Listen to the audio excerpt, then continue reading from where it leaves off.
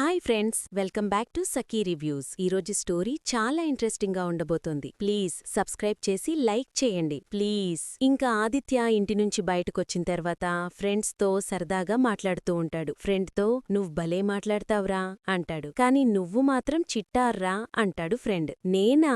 ఎందుకు?" అని ఆదిత్య అడిగితే, "పెళ్ళయిన తర్వాత వీడికి ఫ్రెండ్స్ ఒక్కసారైనా గుర్తొచ్చారా?" అని ఒక ఫ్రెండ్ అంటే, "వీణ్ణేమనకురా బాబు, వీళ్ల వైఫ్ ఇంత లాయరు, మనల్లేదో ఒక కేసువై ఇరికిస్తుంది" అంటాడు ఇంకొక ఫ్రెండ్.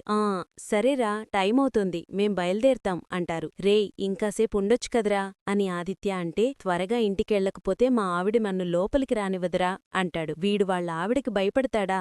మా ఆవిడ్ని చూసే వీళ్ళావిడ గయ్యాలిలో తయారైంది.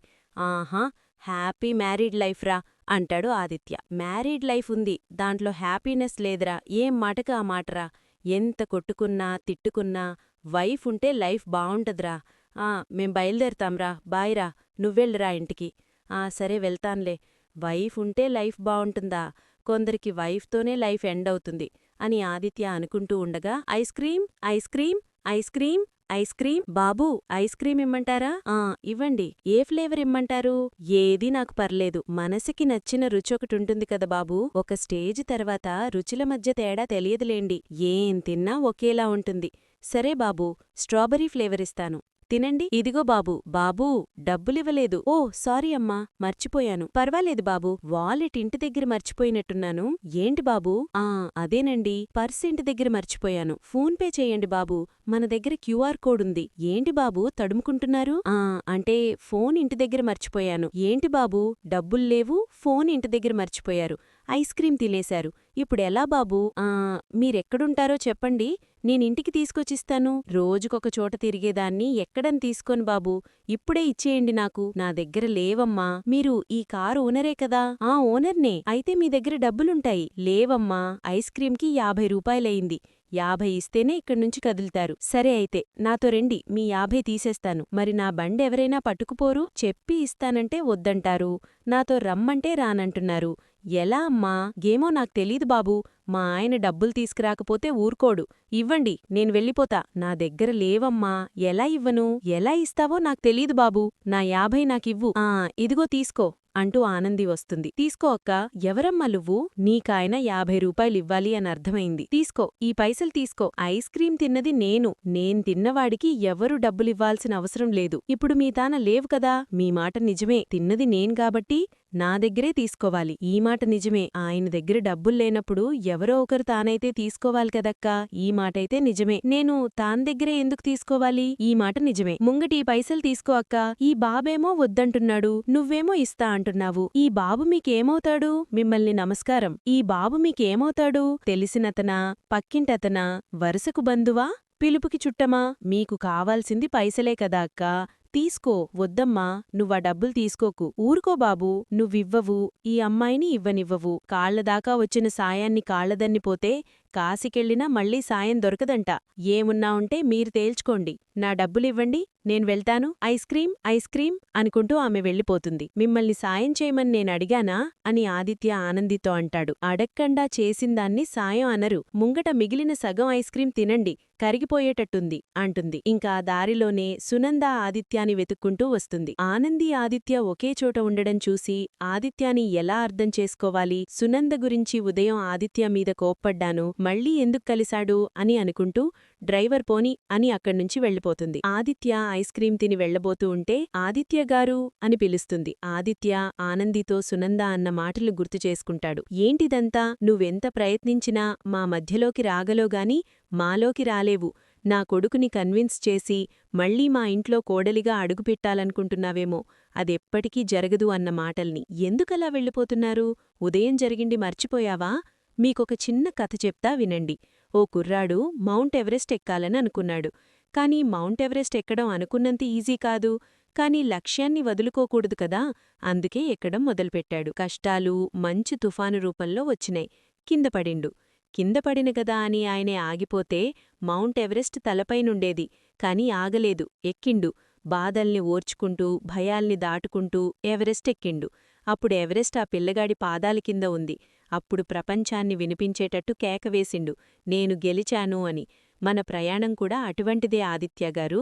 మనం ఎట్ల దూరమైనా మనం ముచ్చట పక్కన పెడితే వ్యాపారం కోసం దగ్గరైనాం. ఇప్పుడు మనమిద్దరం పార్ట్నర్స్, అదే బిజినెస్ పార్ట్నర్స్. నా మనసులో ఏం లేదు, మీ మనసులో కూడా ఏమైనా ఉంటే తీసేయండి.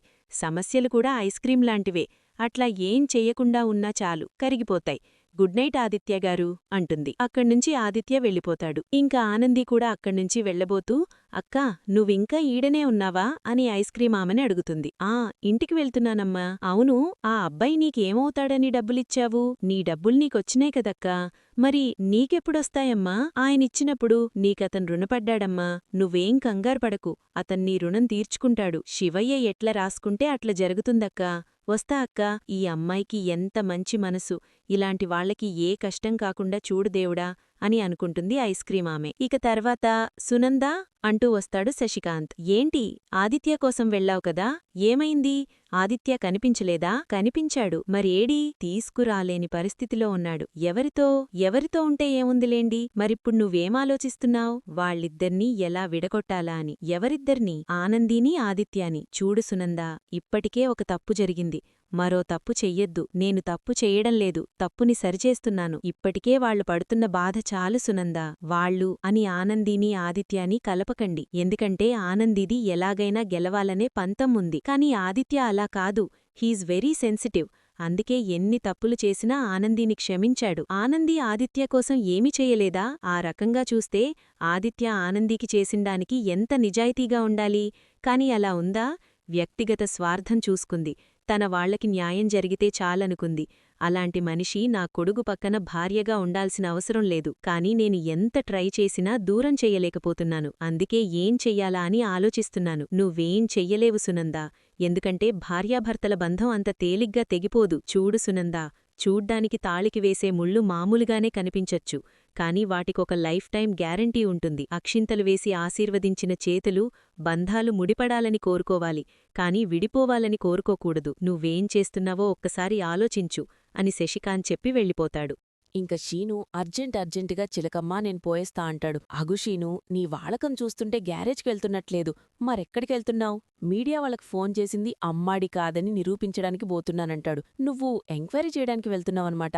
అవును చిలకమ్మా, పోయేస్తా. నువ్వు ఒక పెద్ద డిటెక్టివ్వి, పోయి ఎంక్వైరీ చేసి సాక్ష్యాలన్నీ సేకరించి అన్ని నిజాలు నిరూపిస్తావు. చిలకమ్మ, ఎందుకలా మాట్లాడుతున్నావు? అవును, బరాబర్ ఇలాగే మాట్లాడతాను. నువ్వెవరు? లక్షలు సంపాదించే సాఫ్ట్వేర్ ఉద్యోగనుకుంటున్నావా, లేక కోట్లకు కోట్లు సంపాదించే పెద్ద బిజినెస్ మ్యాన్ అనుకుంటున్నావా? ఆఫ్ట్రాల్ ఒక మెకానిక్వి అని అలేఖ్య అంటుంది. చిలకమ్మ అని గట్టిగా అరుస్తాడు షీను. ఇంకా అరుపులకి సింహాద్రి, పద్మమ్మ అక్కడికొస్తారు. ఏమైంది షీను అని అడుగుతారు. ఎందుకలా అరుస్తావు? నేను చెప్పేది నిజమే కదా, నువ్వొక మెకానిక్వి. ఒక్కరోజు గ్యారేజ్కి వెళ్లకపోతే మనకు తిండుండదు. అలాంటిది పనికి వెళ్లకుండా ఎంక్వైరీ అని, గాడిదగుడ్డని బేకారుగా తిరుగుతుంటే మర్నా పరిస్థితేంటి? బిడ్డా, ఏందమ్మా ఇది? ఏమైంది? ఇంకేమవ్వాలి? ఈయనగారు గ్యారేజ్కి పోకుండా ఎంక్వైరీకి వెళ్తారంట. ఎంక్వైరీలకి ఏందిరా సిన్నుగా, నిజమా? అవును మావా, నిజమే. గా మీడియా వాళ్లకు ఫోన్ చేసింది అమ్మాడి కాదు, వేరే ఎవ్వరో అని బరాబ్బర్ నిరూపిస్తా. అందుకే పోతున్నా అంటాడు. విన్నారా పెద్దనాన్నా? నువ్వుండమ్మా. రే సిన్నుగా, చెప్పడానికి చాలా తేలిగ్గా ఉంటదిగాని మన వల్లైతాదా? దానికి ఎంత పరపతుండాల్రా? గదంతా మానతోని కాదుగాని వదిలేయ్. లేదు మావా, గదెంత కష్టమైనా సరే ఇడిచిపెట్టేది లేదు అంటాడు షీను. ఇది వరుస. కట్టుకున్న పెళ్ళాన్ని మంచిగా చూసుకోడానికి చేతకాదుగాని ఆ అయ్యగారు ఏదో ఉద్ధరిస్తారంట అంటుంది అలేఖ్య. నేను ఎవరికోసం ఇది చేస్తలేం చిలకమ్మా, నా అమ్మాడి కోసం చేస్తున్నా. ఆ అమ్మాడే నిన్ను బాగా వాడుకుంటుందిరా, అమ్మాయిక చక్రవర్తి. చిలకమ్మా, అవును, ఆనంది తన భర్తకు తన దగ్గర అవ్వడం కోసం నా భర్తను నాకు దూరం చేస్తోంది అని అలేఖ్య గట్టిగా అరుస్తూ ఉంటే, ఏందే ఎక్కువ మాట్లాడుతున్నావు? నా బిడ్డ మీ ఇద్దర్ని విడగొడతాందా? పళ్ళు రాలగొడతాను అంటుంది పద్మమ్మ. రాలగొడదువుగాని, కాకపోతే మరేంటి పెద్దమ్మా, ఆనంది పెళ్లి చేసుకుని తను మనశ్శాంతిగా లేదు, మా ఇద్దరికీ పెళ్లి చేసి మనశ్శాంతి లేకుండా చేస్తోంది. ఏయ్, ఇంకొక్క మాట నా బిడ్డ గురించి మాట్లాడేవో దొడ్డుకర్ర తీసుకుని బర్రెను బాదినట్టు బాదుతాను. ఏమనుకుంటున్నావు? ఉన్నమాటంటి ఊలుకొస్తుంది మరి. సీను మెకానిక్ పనొదిలేసి రోడ్లు పట్టుకుని తిరుగుతూ ఉంటే డబ్బు సంపాదించదెలా? మా ఇద్దరి జీవితాలు బాగుపడేదెలా? అసలు మా ఇద్దర్ని ఎందుకు పెట్టుకున్నారు? మా జీవితాలు బాగుండాలనే కదా. ఈయనగారు లోకకల్యాణం కోసం ఊరంతా బలాదూరు తిరిగితే ఇక మా ఇద్దరి జీవితాలు ఎప్పుడు బాగుపడతాయి అని అలేఖ్య గట్టిగా అరుస్తూ చెప్తూ ఉంటుంది. చిలకమ్మ, అసలింత ఘోరంగా ఎట్లా మాట్లాడగలుగుతున్నావు? నీకసలు మనసు అని సీను చెప్పబోతూ ఉంటే, రేయ్, నువ్వాగురా సిన్నుగా, రేయ్, నువ్వు ఏమి ఎంక్వైరీస్ చెయ్యనవసరం లేదు, సీదా గ్యారేజ్ తనకు పో అంటాడు సింహాద్రి. అలా పెట్టు పెద్దనాన్న గడ్డి అంటుంది అలేఖ్య. ఏంది మావా, నువ్వు కూడా చిలకమ్మ మాట విని గట్ల మాట్లాడుతున్నావ్ అంటాడు శీను. ఇంకెట్లా మాట్లాడాలరా? నువ్వు వేరే ఏ పనులు పెట్టుకోకుండా నువ్వు గ్యారేజ్ తనకు పోయి నీ పని చూసుకోపో, నువ్విప్పుడు దీన్ని బాగా చూసుకోరా, అది చాలు అంటుంది పద్మమ్మ. లేదత్తా, ఈ విషయాల్లో నేను ఎవ్వరి మాటా వినను అంటాడు శీను. ఇంక నీకు బుద్ధిరాదా? చిలకమ్మ మనసులో ఏదో పెట్టుకుని నువ్వు ఏదో మాట్లాడుతున్నావు. అసలు అమ్మాడి అంటే ఎవరో తెలుసా నీకు? అమ్మాడి లేకపోతే నేను లేను. ఆ 3 కండ్ల స్వామి నాకిచ్చిన దోస్తు అమ్మాడి. అమ్మాడి వల్ల మన జీవితాలు పాడైపోయినాయా? నన్ను మనిషిని చేసింది అమ్మాడి. ఈ బండసిన్నుగానికి మెకానిక్ షాప్ పెట్టించి నాకు దారి చూపించిన దేవత అమ్మాడి. ఎదుటివాళ్లకి మంచి చేసేదే తప్ప చెడు చేయని మంచి దిల్లున్న మంచి మనిషి అమ్మాడి. గసువంటి అమ్మాడి కష్టాల్లో ఉంటే నేను పట్టించుకోకుండా ఎట్లా ఉంటాను? అమ్మాడి కోసం నిన్న ప్రాణాలైనా ఇస్తాను. ఏది ఏమైనా సరే ఆ కుట్ర వెనకాల అమ్మాడి లేదు అని నిరూపిస్తాను. ఈ సిన్నుగాడు హనుమంతుడు. అమ్మాడి ఆదిత్యబాబుని కలిపే తీర్తాను. అత్తమామ నేను పొయ్యొస్పా అని సీను వెళ్ళిపోతాడు. ఇంకా అలేఖ్య సీను సీను అంటూ సింహాద్రి పద్మమ్మ వైపు కోపంగా చూస్తుంది. సింహాద్రి అది ఏమీ పట్టించుకోకుండా అక్కడ్నించి వెళ్ళిపోతారు. ఇంకా ఆదిత్య రెడీ అవుతూ ఉంటాడు. సునంద ఆదిత్యం చూసి, ఇప్పుడు వీణ్ణి రాత్రి జరిగిందాని గురించి అడగాలా వద్దా? అడిగి వీడి మైండ్ ఎందుకులే డిస్టర్బ్ చేయడం. ఆది, కాఫీ తీసుకో. థ్యాంక్యూ అమ్మా. ఇవాళేంటి ఇంత త్వరగా బయలుదేరుతున్నావ్? ఆఫీస్లో చాలా వర్కుందమ్మా. ఆది, అదేంట్రా కళ్ళంతా ఎర్రగా ఉన్నాయి? ఏమీ లేదమ్మా. ఏమీ లేకపోవడమేంట్రా? ఏంట్రా ఇది ఎంత వేడిగా ఉంది? కొంచెం ఫీవర్గా ఉందమ్మా. అయ్యో, కొంచెం ఫీవర్గా ఉండడమేంట్రా? ఒళ్ళు కాలిపోతుంటే. ఏం పర్వాలేదమ్మా. టెంపరేచర్ చూసుకున్నావా? చూసుకున్నాను, 100 ఉంది. ఎంత జ్వరం పెట్టుకుని ఇంత ఎర్లీగా ఆఫీస్కి బయలుదేరావ్? వర్కుందమ్మా. అవన్నీ తర్వాతరా. ఆరోగ్యం కంటే వర్క్ ఇంపార్టెంట్ కాదుగదా. ముందు మనం హాస్పిటల్కి వెళ్దాం పదా. అమ్మా, ఏం కాదమ్మా. ఈ మాట డాక్టర్గారు చెప్పాలి. It is just normal temperature. అమ్మ చెప్పిన మాట విని బుద్ధిగా ఇంట్లోనే ఉంటే టెంపరేచర్ కరెక్ట్గానే ఉంటుంది. కాని అర్ధరాత్రి నడిరోడ్ల మీద తిరుగుతూ ఐస్ క్రీంలు తింటే ఆరోగ్యం పాడవుతుంది అని సునంద చెప్పగానే ఆదిత్య షాకింగ్గా చూస్తాడు. ఏంటలా చూస్తున్నావ్? అమ్మని కదా, కొన్ని అర్థమవుతాయంటుంది సునంద. అమ్మనన్ని రోడ్డుమీద చూసినట్టుంది. ఇప్పుడు ఏం చెప్పకపోతే తప్పు చేసినట్టవుతుంది. అమ్మా, రాత్రి ఏం జరిగింది అంటే? వద్దురా, రోడ్డుమీద జరిగినవన్నీ ఇంటికి మోసుకురావద్దు. కొన్ని ఎక్కడివక్కడ వదిలేయడమే మంచిది. అవసరం లేని విషయాలు మాట్లాడుతున్న కొద్దీ వాటికి విలువ పెరుగుతుంది. మనం ఎందుకు ఇంకెవరికో విలువ పెంచాలి? ఈరోజు ఆఫీస్కి వెళ్లడానికి వీల్లేదు. మనం హాస్పిటల్కి వెళ్దామాదా? అమ్మా, నేను మంచి చెడు నీనుంచి నేర్చుకున్నాను. ఏదైనా ఒక పని చేసే ముందు ఆ పని నిన్ను బాధపెట్టేదా సంతోషపెట్టేదా అని 1కి 10 సార్లు ఆలోచిస్తాను. అది నిన్ను సంతోషపెట్టేదైతే చేయడానికి వెనకాడను. బాధపెట్టేదైతే చెయ్యాలని అస్సలనుకోను. కాని కొన్నిసార్లు నాకు తెలియకుండా తప్పు జరగొచ్చు. కాని వెంటనే సరిదిద్దుకుంటాను. కేడీ గార్మెంట్స్ అంటే కేవలం బట్టల వ్యాపారం మాత్రమే కాదమ్మా. సునంద గ్రూప్ ఆఫ్ ఇండస్ట్రీస్ పరువ కూడా. నెక్స్ట్ వీక్ మార్కెట్లోకి మనం మన డిజైన్స్తో రాబోతున్నామని ఆల్రెడీ అనౌన్స్ చేశాం. నెక్స్ట్ వీక్ మనం మార్కెట్లోకి వెళ్లాలంటే చెయ్యాల్సిన గ్రౌండ్ వర్క్ చాలా ఉంది. ఫీవర్గా ఉందనో హెడ్ఏక్గా ఉందనో వర్క్ మానేసి రెస్ట్ తీసుకుంటే మిగతా వాళ్ళు వర్క్ చేస్తారా అని సునందతో చెప్తాడు ఆదిత్య. ఇంకా ఆదిత్య ఆఫీస్కి వచ్చేస్తాడు. ఆదిత్య ఆఫీస్లో వర్క్ చేసుకుంటూ ఉండగా ఆదిత్య దగ్గరికి ఆనంది వస్తుంది. ఆదిత్య డల్లుగా ఉండడం చూసి, మిమ్మల్ని చూస్తే చాలా వీక్గా ఉన్నారు. మీకు ఫీవరిష్గా ఉన్నట్టుంది. ఇంటికెళ్ళి రెస్ట్ తీసుకోవచ్చు కదా అంటుంది. ఇక్కడింత వర్క్ పెండింగ్ పెట్టుకుని ఎలా రెస్ట్ తీసుకోమంటారు అంటాడు. మీ హెల్త్ బాగోలేదు కదా. అయినా సరే నేను వర్క్ చేయగలను. సరే ఆదిత్యగారు, నేనిప్పుడే వస్తాను ఉండండి అంటూ ఆదిత్య కోసం ఒక మంచి సూప్ తీసుకునొస్తుంది ఆనంది. ఏంటిది? మీకోసం hygienic and high protein soup తయారుచేసిన. ఇది మీరు తాగారు అంటే బాడీ హీలవుతుంది, బ్రెయిన్ షార్ప్ అవుతుంది, జర్రంత మెరుపులాంటి హుషారు నరాల్లోకి వస్తుంది అని ఆనంది ఆ సూప్ని ఆదిత్యకిస్తుంది. ఆదిత్య ఆ సూప్ని తీసుకుని తాగుతాడు. ఆనంది చాలా హ్యాపీగా ఫీలవుతూ ఉంటుంది. ఇదంతా నక్కి గమనిస్తూ ఉంటారు జీవన, అలేఖ్య. వీళ్ళిద్దరూ కూడా ఆ సూప్ విషయంలో కుట్ర చేసి ఉంటారు.